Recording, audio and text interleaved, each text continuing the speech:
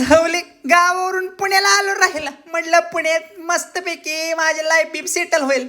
मस्तपैकी पुण्याचा आयटम बिटम असेल, पबला जाईन, सुट्टा बिट्टा गांजा लावडा बिवडा लसून सगळं करीन.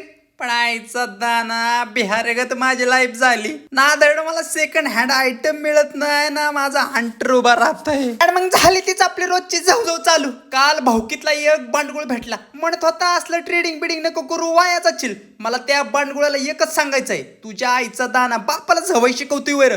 भाऊ ऐकत असशील तर सॉरी, पण तुझ्या आईचा दाना. दुपारी माझ्या झटभर पोटाला शाटभर भूक लागलेली, मग जरा माझ्या ढेरीमध्ये डोसा टाकला आणि त्यात ह्या लाईटीच्या आईचा दाना. मी जेव्हा पण लाईव्ह स्ट्रीम करायला बसलो का नाही, ह्या लाईटीच्या काय अंगात येतं काय माहिती, डायरेक्ट लाईटच जाते मधून.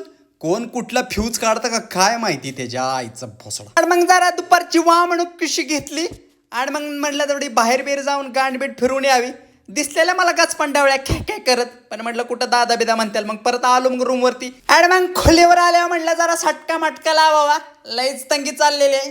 जरा म्हटलं पोटा पाण्यासाठी खर्चा पाण्यासाठी एक मटका लावतो. आणि संध्याकाळी 11:30ला स्टीरिम संपल्यावर माझ्या ढेरीला लागलेली जाम भूक. म्हटलं आता काय करायचं, मग म्हटलं चला आपण शेंबडासारखी मॅगी करावी.